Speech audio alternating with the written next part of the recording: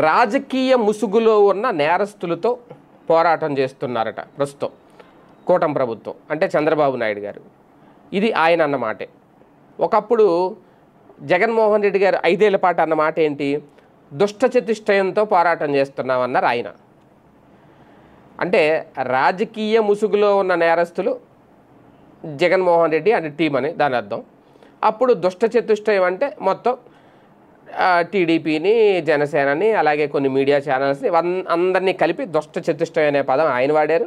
ఇప్పుడు రాజకీయ ముసుగులో ఉన్న నేరస్తులు, ఎందుకంటే కరోనా టైంలో మాట్లాడిన మాటలు గుర్తొస్తూ ఉంటాయి. కంటికి కనబడని శత్రువుతో యుద్ధం చేస్తున్నాము అనేది. నిజంగా కరోనా అనేది కంటికి కనబడని శత్రువు, కానీ అది మనల్ని చంపేసేది. అప్పట్లో చాలామందిని తీసుకెళ్ళిపోయింది.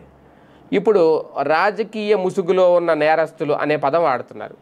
అంటే ఆయన దృష్టిలో వివేకానంద రెడ్డి గారి మర్డర్ కేసు దగ్గర నుంచి లెక్కేసుకుంటారు నేరస్తులు అనేది. అలాగే ఇప్పుడు లిక్కర్ స్కాము, అందులో కూడా నేరస్తులు.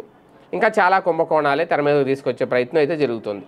అన్నింట్లో నేరాలు చేసిన వాళ్ళు, నేరస్తులు, నేర చరిత్ర కలిగిన వాళ్ళు జగన్మోహన్ రెడ్డి వెంటే ఉన్నారు, వైసీపీలోనే ఉన్నారు. వాళ్ళందరితో యుద్ధం చేస్తున్నాము అనేది. అంటే రాజకీయ నేరస్తులతో యుద్ధం చేసి ఆల్రెడీ ఒకసారి నెగ్గారు.